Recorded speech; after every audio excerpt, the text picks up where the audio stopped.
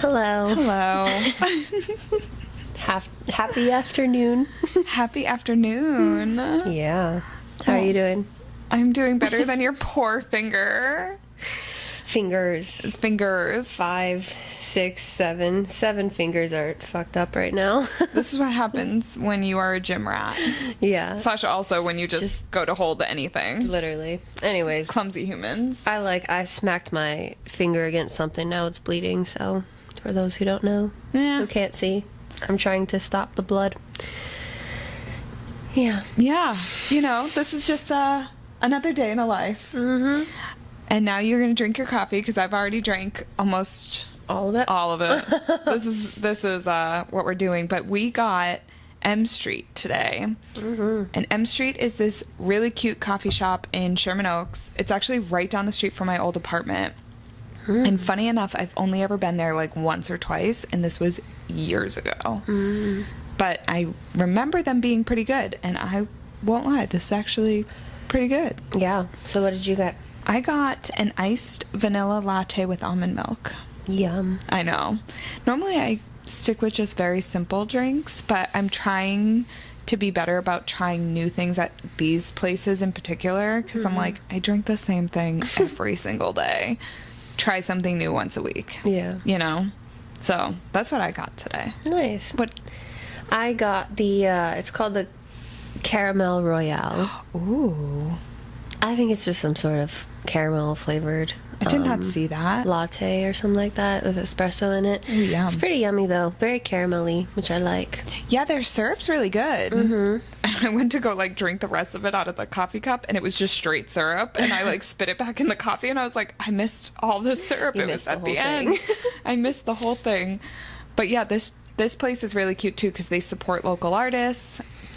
I know that they usually have a bunch of like stuff around the shop. Yeah, it was cute. When I was grabbing the coffee, they had a little section on the wall next to the entrance that was like an artist exchange. Like you would draw a piece of art on, or whatever you want, on a piece of paper, and then you would exchange it, but you can only pick up one if you put down one. So similar to like what we've covered in the past with like the book libraries that coffee shops have, is the same thing but with art. Oh, I love that. So it's cute, and they had like a little like cubby holder for like papers and colored pencils and everything, and I thought that was really sweet. That's really sweet.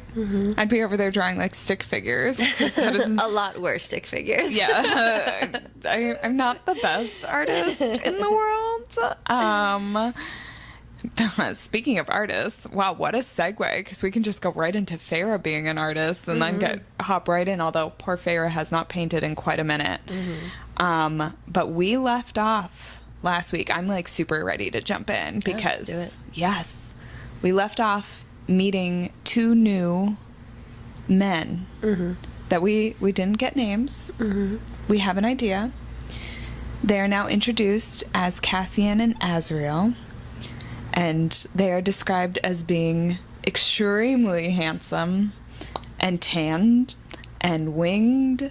And oh my lord, Cassian has long hair down to his shoulders, and Azriel she describes as being beautifully sculpted and has scarred hands. Yeah. And man, these fictional characters just keep getting hotter. Yeah. I am immediately obsessed with both of them. I also love how Farah describes meeting both of these people, and right away she can tell Cassian's like got a twinkle in his eye and he's a little more mischievous. Meanwhile, Azriel's like wreathed in shadows, and you don't know what that's all about yet. You find that out later, but it's very mysterious, and even when he speaks it's low and deep, and it's oh my god, I'm dying. And hot. And so hot. Yum. Yeah, so that's when we learned that Cassian is Reese's commander in warfare. So just picture that. Oh my That's god. Great. And also the fact that Reese has armies. Like not just one army, he has multiple armies. Plural. I'm like, okay. And then Azriel is Reese's spy master. Mm-hmm. He's just a slick little ninja, isn't he? He really is. Those shadow powers, man. Yeah. Yeah. Yeah, that are beautiful, beautiful men. If you get a chance to see the AI art, it's worth you it. can screenshot it, save it. I'm not even kidding. I have a album in my phone that's called Book Boyfriend. I created it this weekend. So there's everyone from Reese to Cassian to Asriel to Kaol to some other people from other novels. They're packed away. I need to do that. Yeah, that's going to be my task this weekend. Yeah, and then that way it's like it's all easier to like look it up and be like, okay, and like put faces to names in the book, and you can kind of picture it. It does actually help. It helps so with much. Reading for sure, but yeah, it helps with reading. Wink, wink. Wink, wink. Oh Wink, my wink. God. Nudge, nudge. Yeah. So before we go down that rabbit hole, we now go inside into this dining area with the 3 bad boys. And Moore is there, and she's dressed in this red gown that I envy and I want, with like gold clips, and this girl sounds like she has some seriously good fashion, and I want her style. Thank you. And as they're going to sit down, Amryn walks in. This is the first time we're introduced to Amryn, and she's described as being pale-skinned, short hair, and silver eyes that no one has ever seen before. And you immediately know that she is not Faye. She is something different. And Feyre is like, oh, okay, maybe she is not one to be trifled with. Yeah. But Amryn says something to her which I thought was really interesting, where she looks at her and says, oh, so there's more than one of us now. And Feyre's like, what are you talking about? And she says, we were one way and we became something different, but our souls are still trapped. And she says there's actually 3 of us, and mentions someone named Miriam, who we don't know who that is. We actually don't find that out for a minute. So just sit tight with that information, because I did not realize that she stuck that in there that early. Yeah. And I was like, oh, okay, cool. But this is a very interesting dining experience for Feyre. She's not used to this type of environment where everyone's kind of talking at each other. Before at Tamlin's, it was just Tamlin, Lucian, and her. But now there's, 5 of them? So Rhys, Feyre, 6 more. Oh my God, can't do math. Fine. There's 6 of them sitting around this table, and everyone's talking at each other, and then Feyre's just like outside watching. But you learn a lot about Cassian and Azriel's gifts, because they're Illyrian. So we had discussed Illyrian, I think, last episode. And Cassian and Az are full-blooded Illyrians. They're not Fae. And they have something called a killing power that makes them really, beneficial in a battle. But Cassian and Azriel, I'm going to have to start using their nicknames, because, man. Just Cass and Az. That's all. It sounds so weird saying that fast. I love Az. Oh, God. I love that nickname. I know, I do too. But either way, those 2 men are very powerful. And the only way they can kind of control that power, and instead of just blasting it full out, they can actually condense it and then target things, is by wearing something called siphons. Siphons. Wearing something called siphons. And Az's are red and Cassian's are blue, and they're on their hands and their shoulders, and oh my God. Yeah. They're Don't they have one on their chest too? Yeah. I think they have one on their chest. Yeah. But either way, these help contain their power, and also to fight, because clearly these are very strong dudes.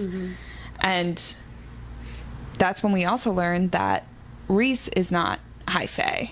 He's actually part Illyrian, because his mother was Illyrian. Which Feyre's mind is blown. She's like, you're a High Lord, but you're not High Fae. Which, yeah.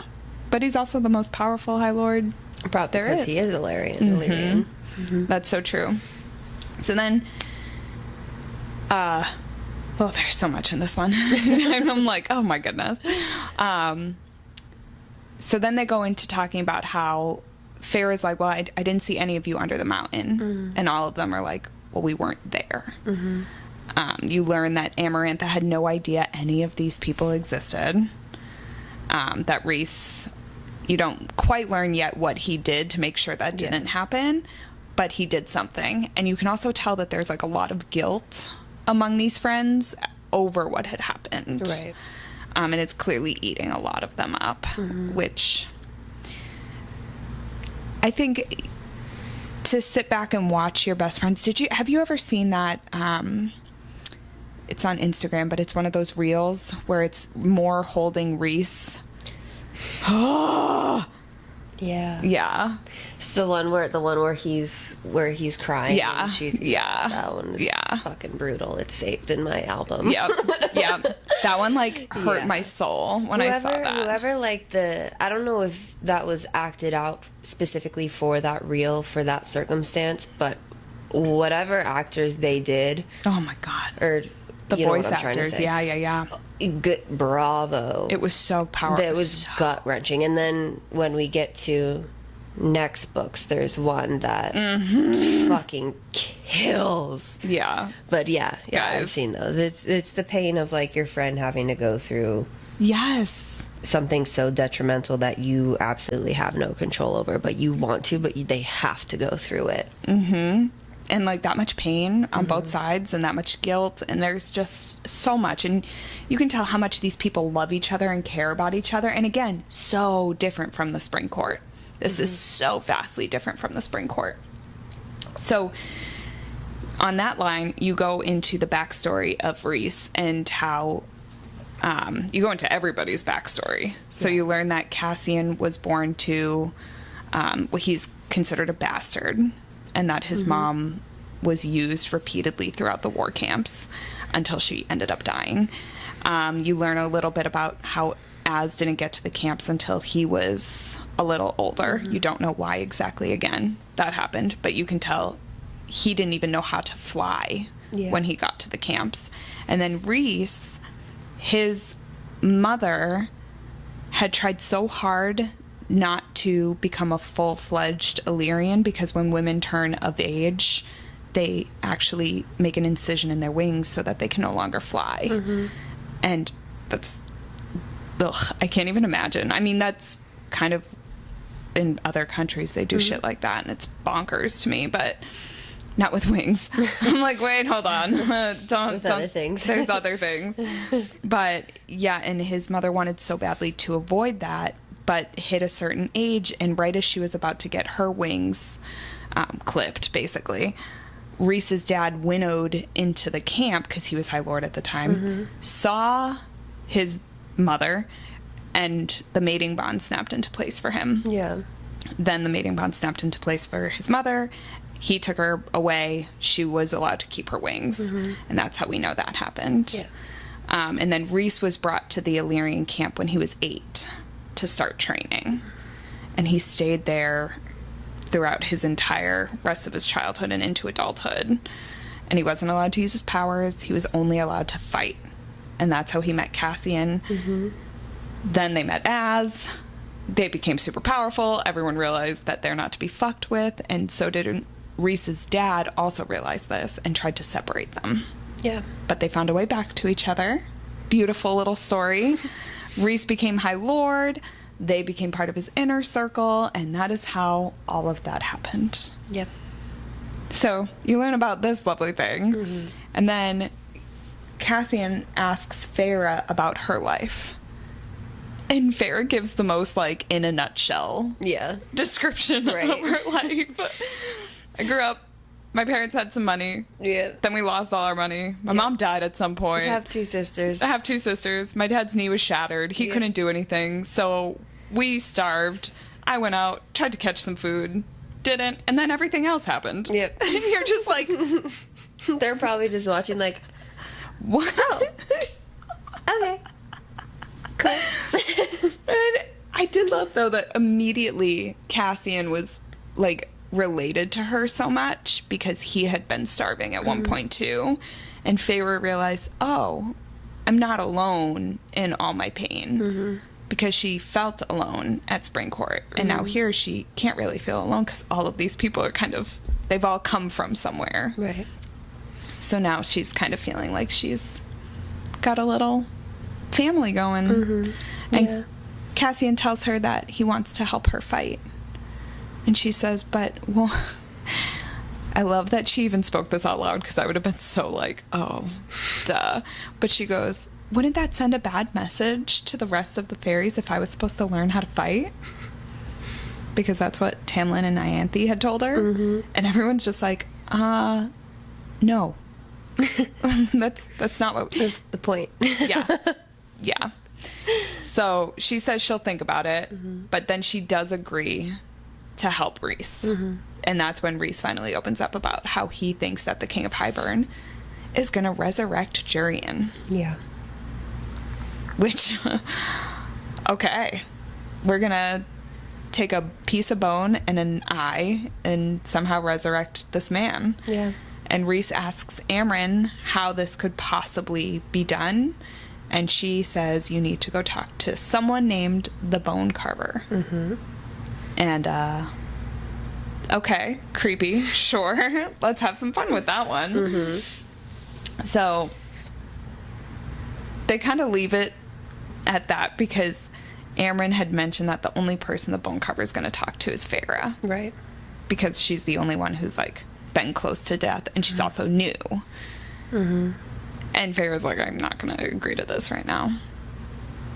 And she's all of a sudden now being thrown into the middle of everything. Right. Not like they're using her, but they're going to use her to their best advantage with also her advantage too. You know, it's nothing like Spring Court using her for whatever purposes they need. This is for genuine good. Yeah. So, and they're letting her know, which great. I know. Thank God. Have some respect with that, which is good. It's so funny. Like, she's actually given a choice on what to do, and Rhys is really not a bad guy. And you learn, even Feyre, right after this dinner, she starts talking about the bond and how she could feel Rhys through it. And Rhys is like, well, the bond is kind of a living thing between us because it takes on whatever you needed under the mountain when we made this agreement. And she was like, I needed not to die. And he said, no, you needed not to be alone. Yeah. And now she's not alone. And she also has someone who's now connected to her in that way. And she also recognizes that Rhys has spent the last 50 some odd years protecting his loved ones at the cost of his own reputation. Everyone thinks he's awful. He's the worst. And he's let people believe that. And he's like, I'm content with being a monster as long as it means that my family and everyone I love is safe. Yeah. So you get to see this. You really see it now. Like, we were getting glimpses of the good guy, but now you know, like, he really actually is a good guy. Yeah, and he sacrificed a lot to help protect everyone, as we know. Like you said, his reputation of everything and whatnot, but also, you know, as we know, the main cost for him was that he was Amarantha's whore. Yep. Lucky. Fucking Amarantha. Lucky ass bitch. Damn it. Anyways, probably not lucky for him, but... No, not lucky for him. Whatever. We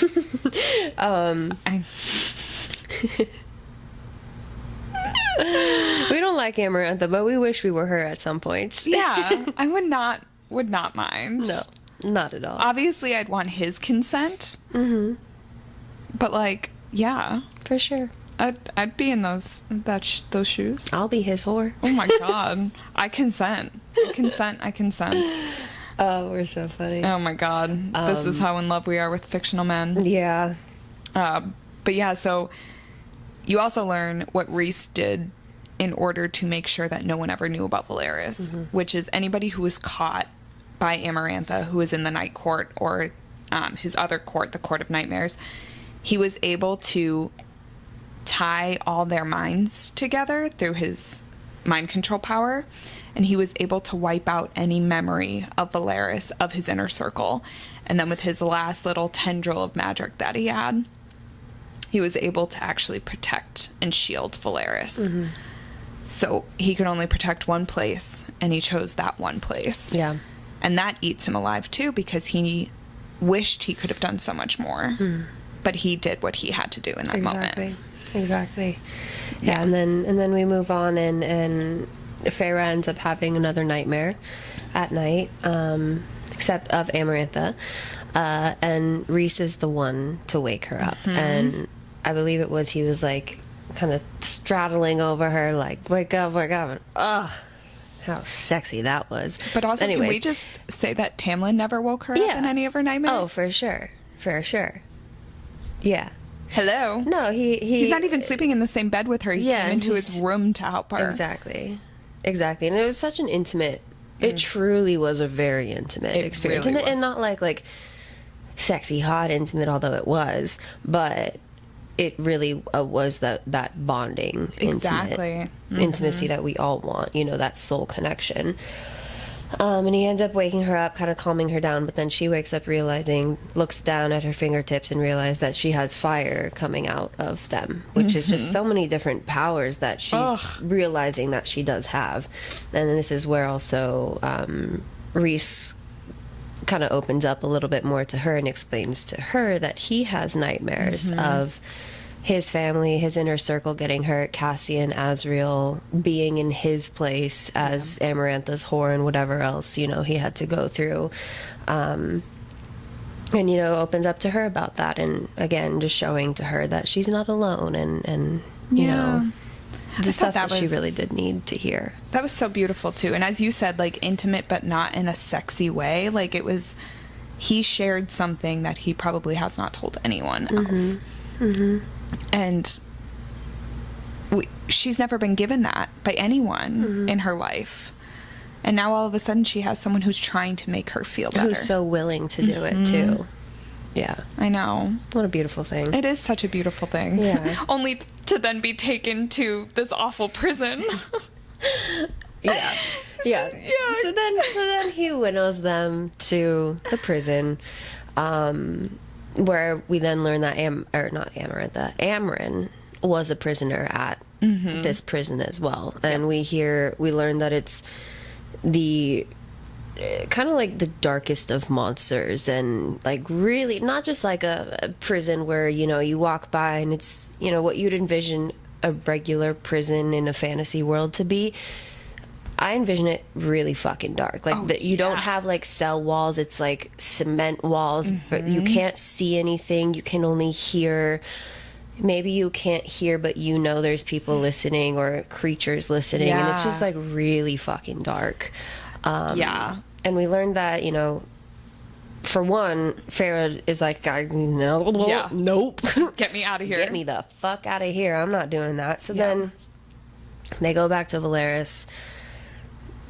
And he lets her. Yeah, exactly. He didn't force her to do anything. He was like, okay, you can't handle this right now? Fine. It's fine. We'll go back. We'll do it back. We'll do it another time when you're ready to. Yep.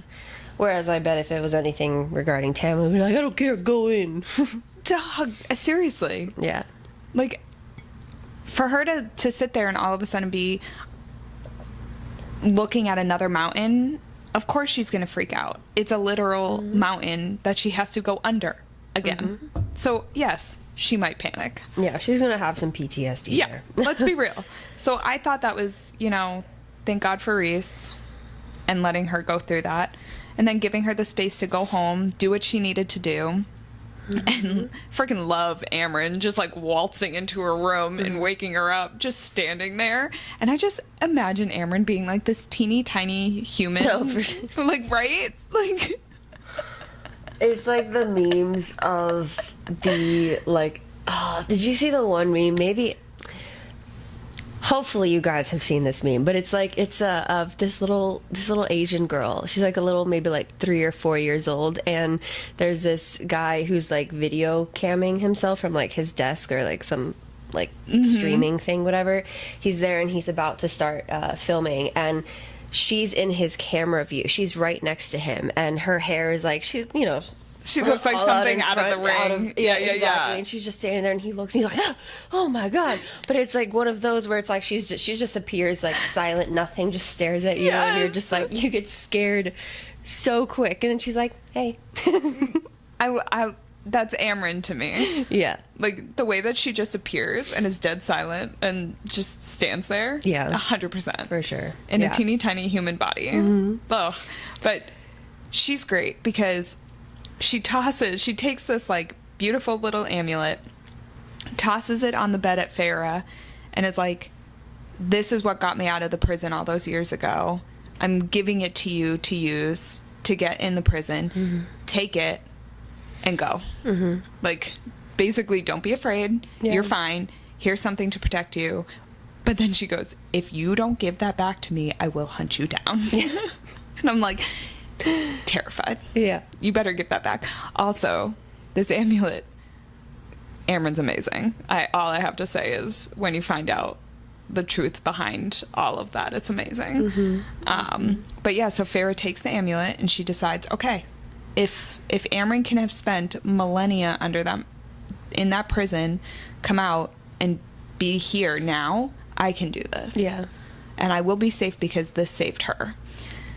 So she agrees to go again. Her and Reese end up there. And as they're climbing, they have to like scale basically a cliff to get to this prison. And there's no way they can winnow any closer. You have to walk. She starts asking more about Az's hands specifically and why they're scarred. And Reese tells Reese tells her that Az grew up with two brothers who were not illegitimate. They were legitimate children, because Az wasn't. Mm-hmm. And they were brutal. Them and his father locked him up, only let him out for like an hour a day. And then when he was about 8 years old or something, the brothers wanted to see what happened to an Illyrian if they put oil and fire on his hands, how they would heal. And Farah asks if they were ever punished. Reese says eventually. Mm-hmm. But oh my God, this poor man. My brain is so fucked up. All I'm thinking is, yes, that's awful. Yes, that's so much trauma, but holy shit, that's so hot. For who he is now. Yes. I can get it. Maybe I need therapy. Don't say anything. I'm not. I just go dead silent. I'm not saying a freaking word. Oh, anywho. No. Horrible. But as man, he is hot. Yeah. And then you also find out that what his ability is called is Shadow Singer, mm-hmm. which, this guy cannot get any hotter to me, to be honest. And Sarah has let some hints out about him. Oh, yeah. And I'm okay with all of them. Oh, yeah.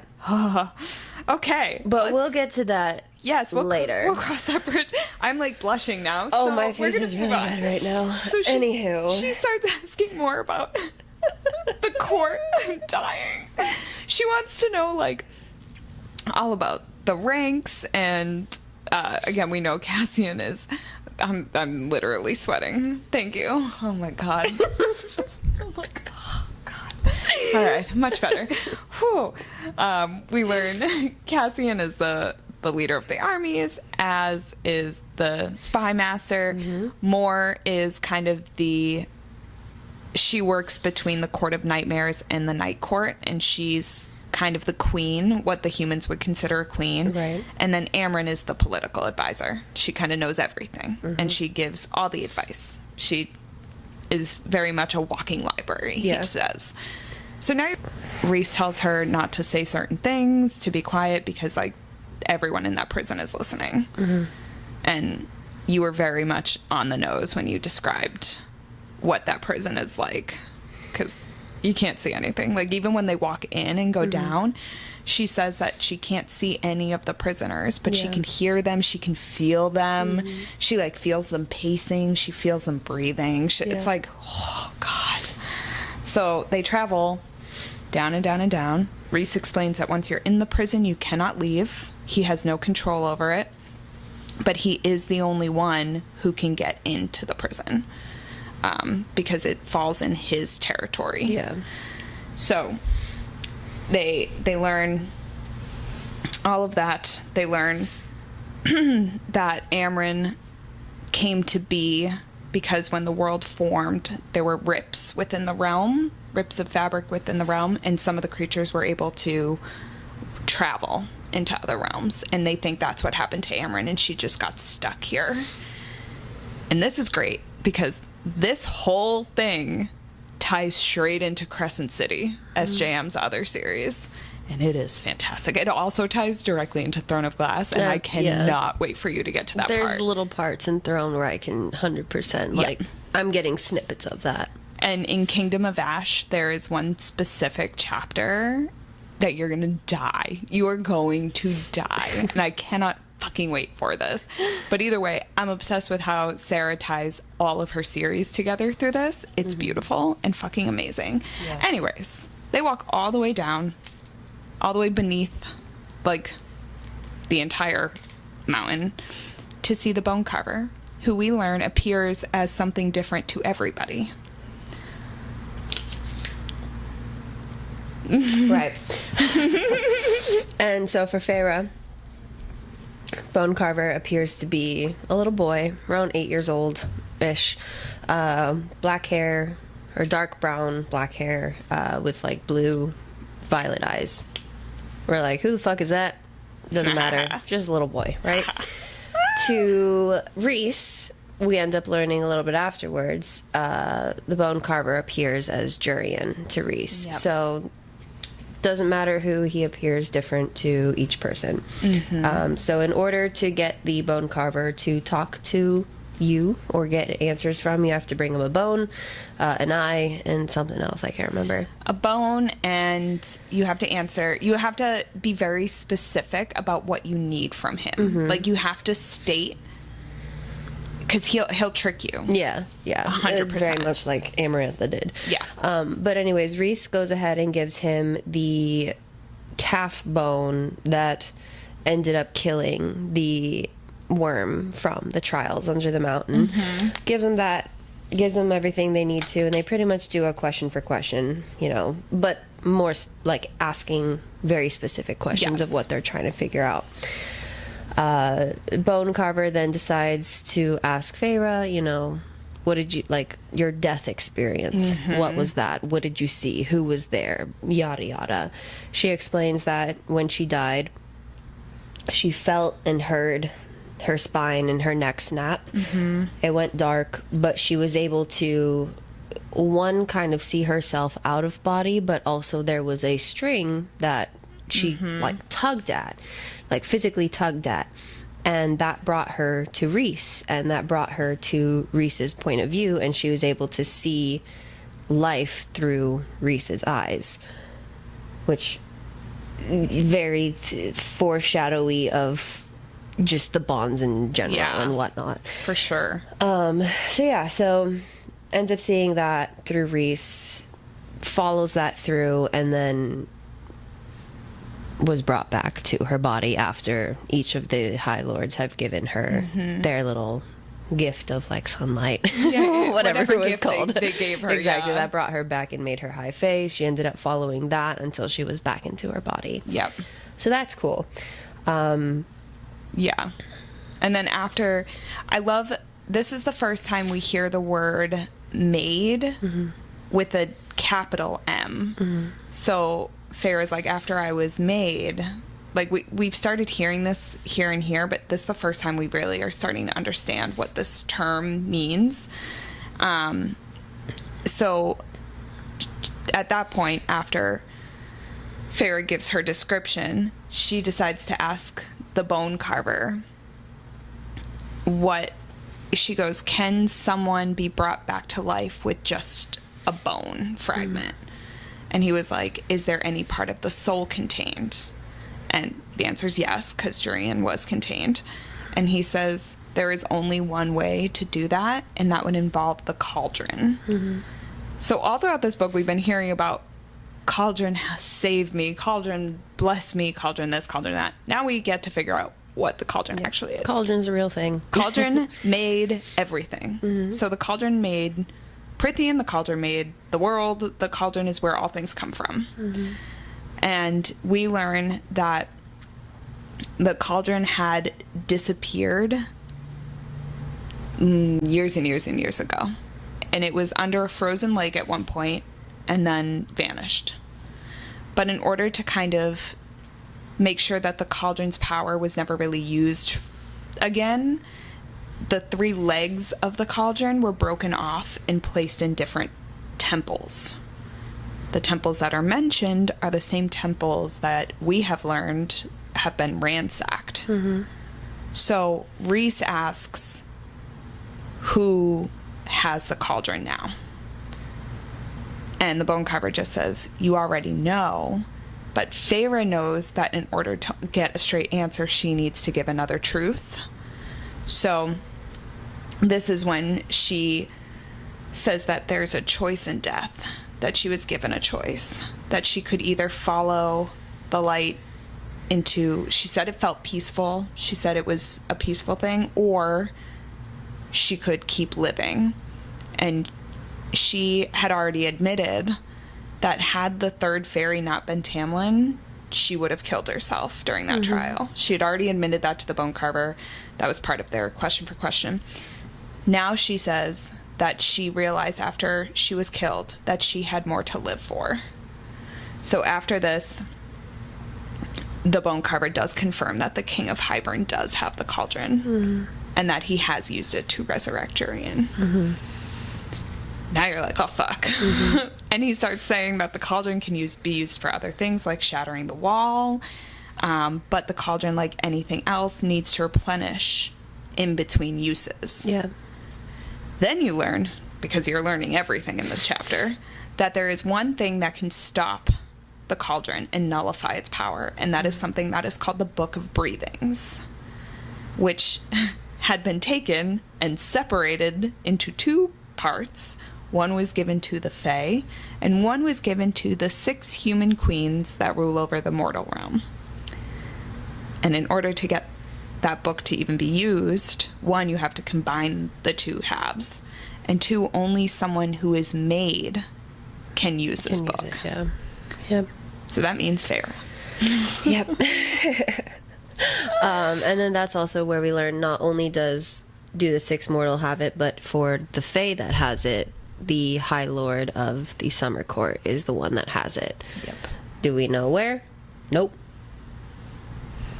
Gotta find it. You gotta find it. So there's a whole checklist of everything that they're gonna need to get before they can even think about what they need to think about, right? So they get all the answers they need. They end up returning back to Valeris, end up telling everyone in the inner circle, okay, this is what went down, yada yada. So Feyre is the one that has to track the book, essentially. Yep. But in order for her to track it, she needs to go to some place, some person's house. Yeah, called the Weaver. Well, so they want to put her through a test to see if that works. Yeah. Because they assume that because she has part of the High Lord of Summer's powers, she'll be able to sense where the book is.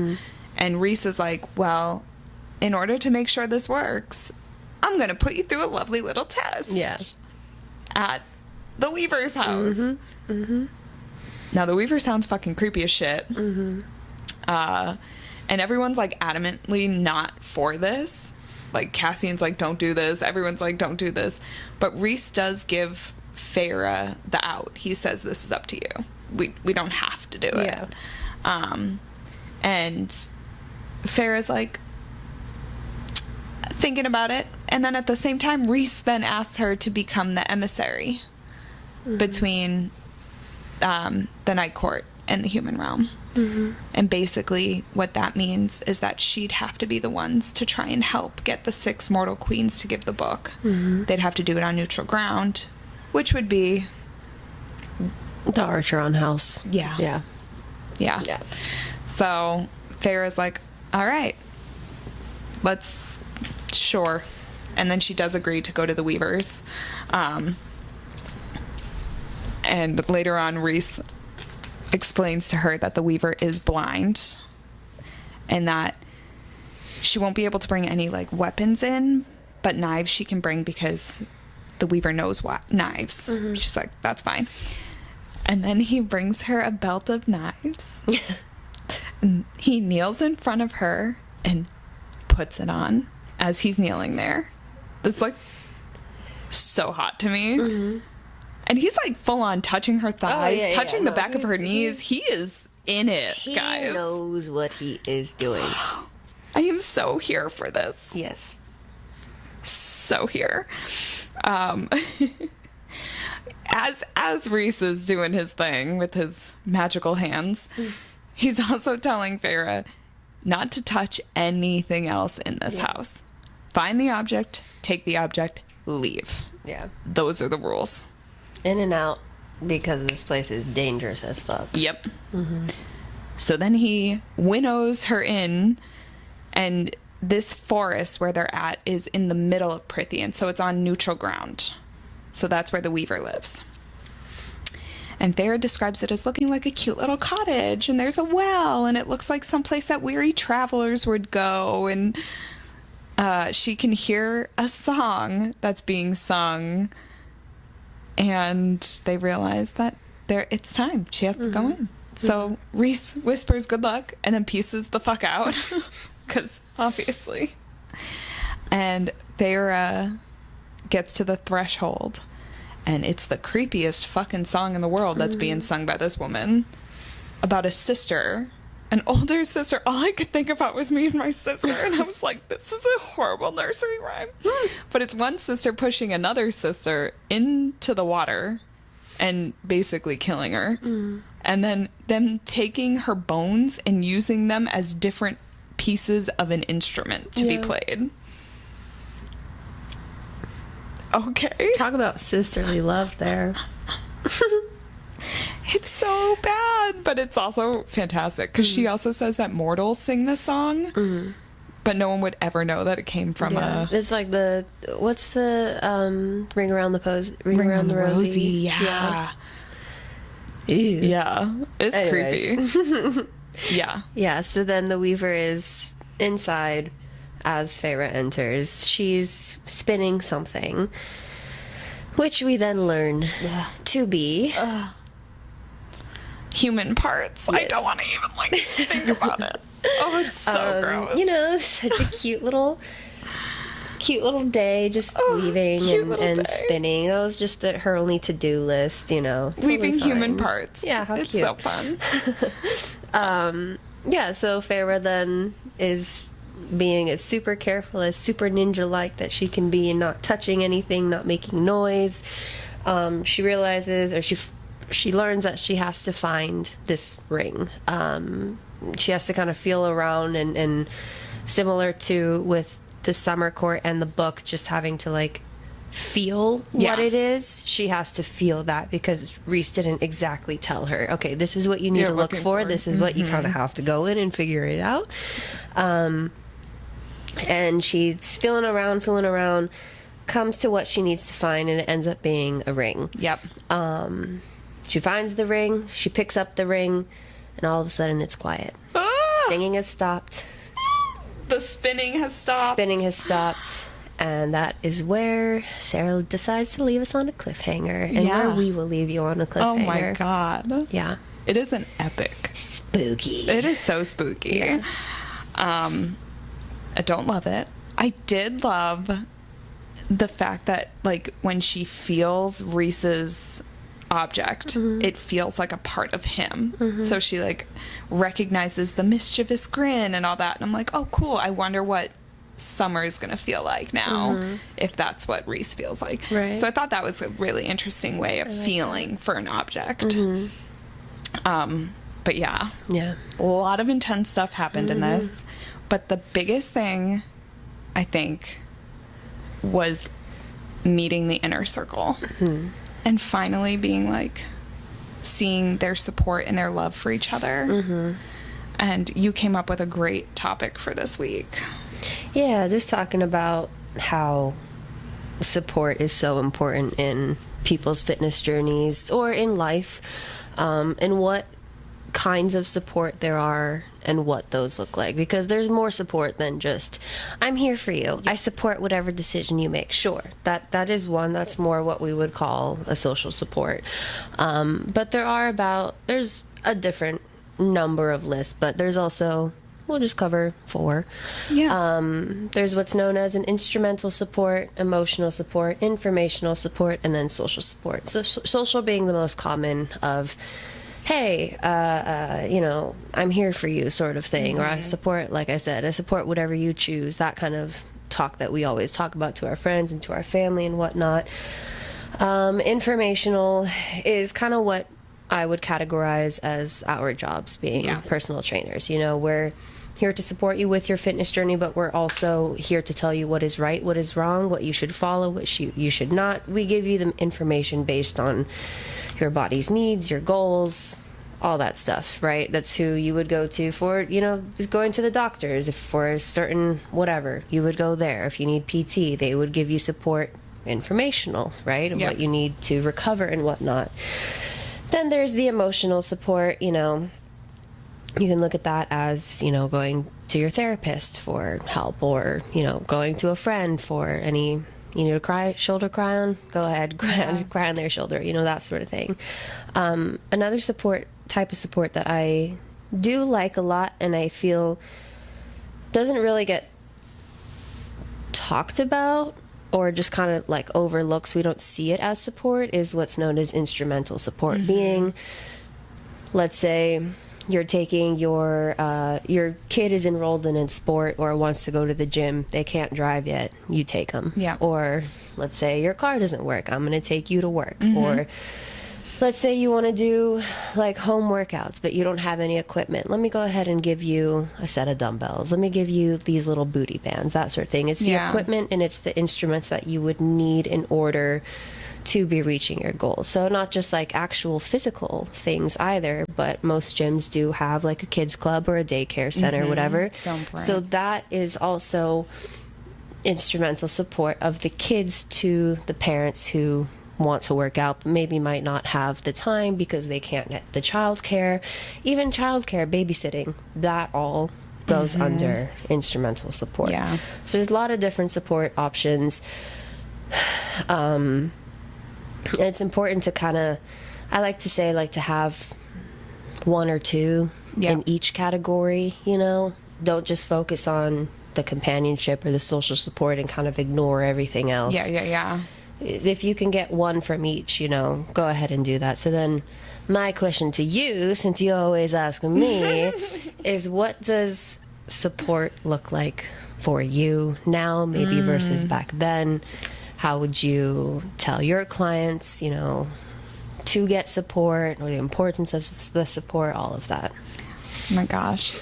It's such a great question. And support is, God, it's become such a big thing. And even you just talking about how, asking someone for a ride or something. I remember a few months ago, my car was in the shop and I wanted to go to the gym, and you were like, oh, I'll come get you. And even that, being able to catch a ride with someone was so important to me. And it meant it's like a little thing, but it means so much. And I feel like the gym community, at least now that I'm older and I've been in it for long enough, I've made some really amazing friends through the fitness world. And it's been such a valuable part for me.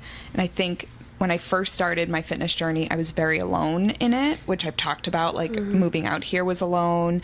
I was in a relationship, but I still went alone. I didn't have a lot of support. And it now, for me, it shows up in community a lot. Like my run club. It's what gets me to do anything over 10 miles. Otherwise, I'm not going to do it. I just don't want to. That's a lie. I will do it because I'm stubborn. But it's so much better to do it with friends. Yeah. It's so much easier to have that support system. Being able to have just the emotional support and the fact that, like, I work with some amazing people. Like, I get to go to work every day and be supported in my job in a fitness world. As a woman in the fitness world, that's a huge deal for me, to be supported by a lot. I work with a lot of men, and like the fact that they are all on my team, I've never really seen that before. It's never really been that way for me before. But now they all want to know what I do. They all want to help in some way. Some of the best coaches I've ever had were men who were like, here, try this for your body. Let's see how that feels. And even just as a trainer, getting a trainer. Like, that's something that I tell everyone. I'm like, yeah, I know what I'm doing, but I want someone to help me too. I want someone to push me to be the best version, to reach those goals that I could possibly be. Yeah, to always be learning. Exactly, to always learn. Especially like the trainers who are like, I don't need a trainer, I could train myself, or they claim to know everything. Yep. Most likely are the ones that don't really know much. Nope. You always have to be open to learning in anything, not just trainers, but in life in general. Exactly. And that's like the main thing I tell my clients is, I'm like, you have me, I'm here for you, I have someone who's here for me. And like, again, that's why I have a therapist. I'm like, I can't do this journey of life on my own. I just can't. I've tried. For me, it does not work. And so I have an amazing therapist who's also like a life coach. So she gives me tangible action steps, and she's there for me. And that's what I try to do to my clients. And that's what I try to make sure they understand they're not alone in that. Yeah. And I also, if a client can't make it to the gym that day, I say, do you want to hop on a virtual call? Do you want to do that? I try to make sure that they don't miss out just because they might not have a ride to the gym that day. I try to make sure that I'm accessible as well, because I know that's so important. And I know that's a really big deal. Schedules come up, life happens. But if we can make sure you feel like you're not alone, that has made such a difference for me. I want to make sure I give that to someone else. Yeah. So yeah. It's like the quote of, I don't remember exactly what the quote says, but it's along the lines of like, you can only walk so far by yourself, and you can, God, I'm butchering it, but like, you can go so much further with an empire, with a team behind you. You can't do it all alone. And like, you see those pyramids, and like how everyone starts at the bottom, and then like all the people underneath that literally like build you up to the top. Like, you are not walking, in no profession are you walking alone. You always have a team. The same goes for your fitness goals, your life goals, all of that. Same goes for us. We all have a team underneath us. Yeah, when I was working out, when my first trainer was actually one of my coworkers, and I strictly just wanted someone to tell me what to do. I was at the point where I was like, I can't think for myself right now. I'm thinking for so many other people. It's overwhelming to think for myself. How about you tell me what to do? And it got to the point where at first he would just give me my weeks and what I'd be doing. And they were great. They were kicking my ass. But then it got to the point where our schedules were aligning, and we would work out together almost every day that we could. And we were great workout buddies, and it wasn't until after, again, our schedules, got more busy and we ended up stop working out together. I ended up working with a different trainer, with the bodybuilding coach I was with, and we were, celebrating? I think we were celebrating my birthday, and at dinner we went around in a circle, which I suggest everyone should do for the birthday person. And what you do is, let's say, since your birthday is coming up, you would sit there and we would all go in a circle saying what we admire most about you, what we love the most about you, what we've learned about you. And you all just, you pretty much just get like spoiled. That's it's so great. Sweet. But we did that for my birthday because he did it at his birthday. And one thing he told me is, he was like, it's going to sound a little selfish right now, but you got me back into the mindset of loving to work out. Before, I was dreading it. If I wanted to take the day off, I would just make an excuse, like, it's fine, I'll go out, I'll do it. But he was like, but knowing that you were ready for the workouts, and one, I could kick your ass and you'd keep up with it. But it got me back into that mindset of thoroughly enjoying working out. Not to toot my own horn, but I did that without even knowing. Yeah. Versus he did, and same thing, he did that for me without even knowing that. either. And so that support looks so different with different ways. So now that we've talked about all different types of support, we should also talk about the positive and negative support that we might getting. Well, maybe we can't really call it support if it's negative, but positive support versus non-positive support. Yeah. I mean, God, how do I say this in a concise way? No, you don't. Yeah, I'm like, just say it. If there is someone in your life who is actively not supporting your goals or putting you down in some way or saying, oh, you'll never be able to do this,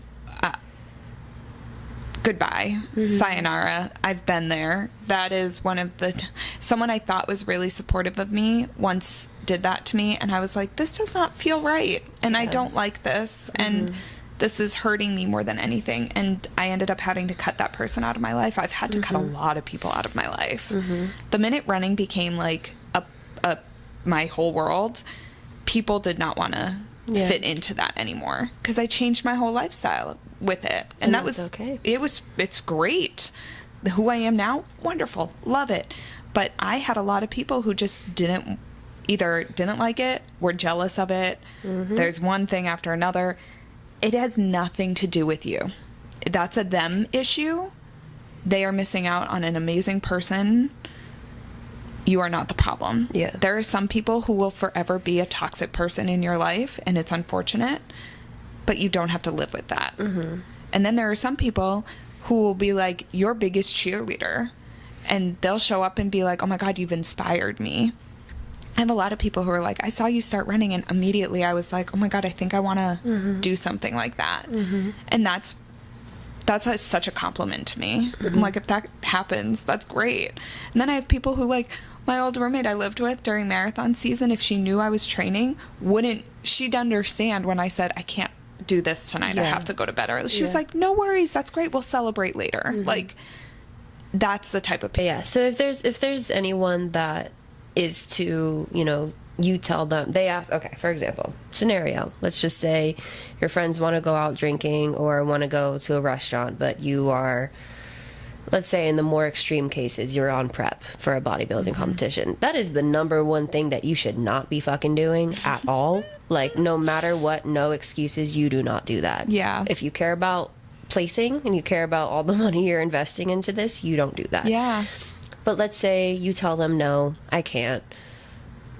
And they respond with you don't like going out with us anymore, you're no fun anymore, you don't, whatever thing they decide to say.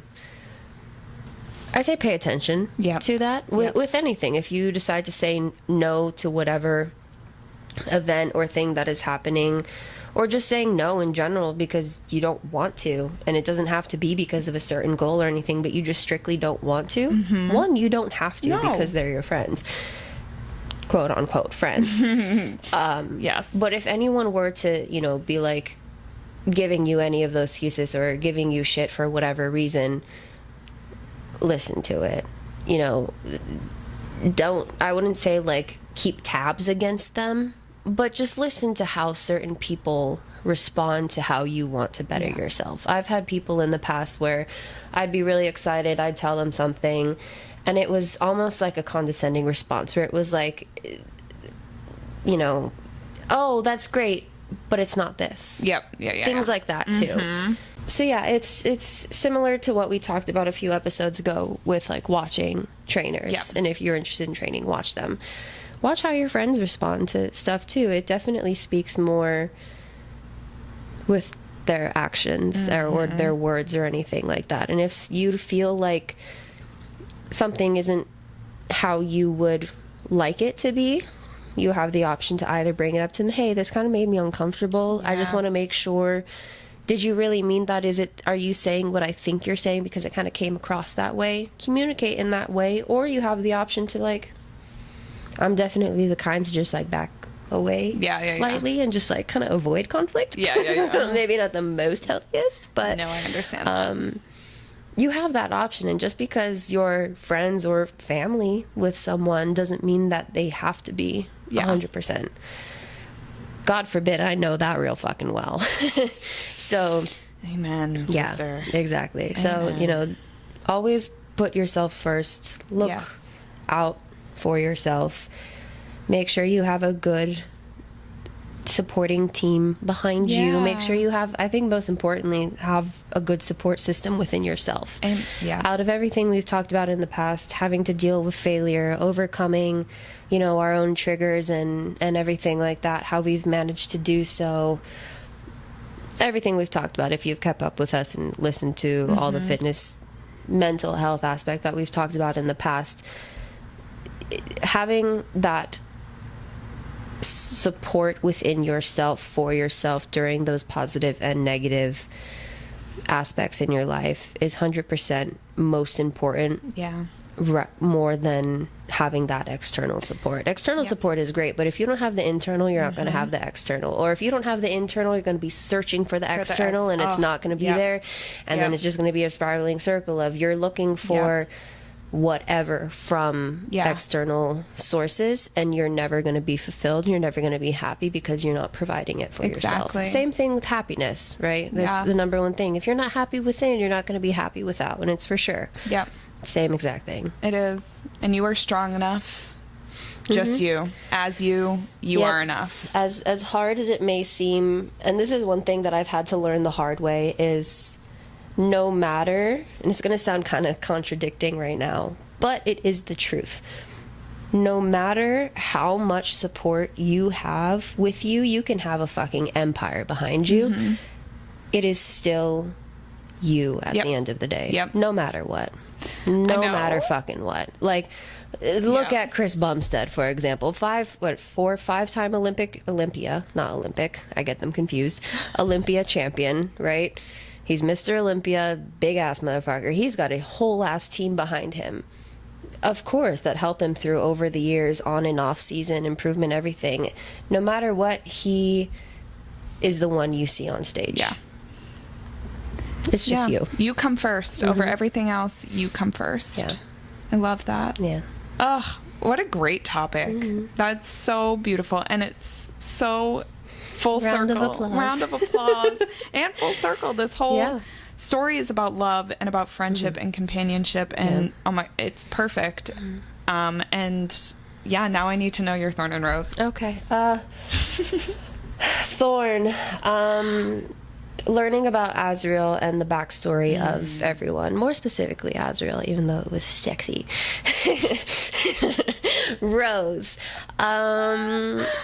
Definitely, even though we haven't really gotten to the further side of the story, but the whole Weaver situation and Reese going in and just, hi, bye, go have fun, you know? Which we'll get to in another way, and I'll explain why it was my favorite later. Stop. And you? Oh my God. All right, fine. Rose, aside from that, is meeting everyone in the inner circle was my rose. Love it. I'm obsessed. Thorn, I don't know. Thorn's tough. Thorn would have to be... here's my thorn.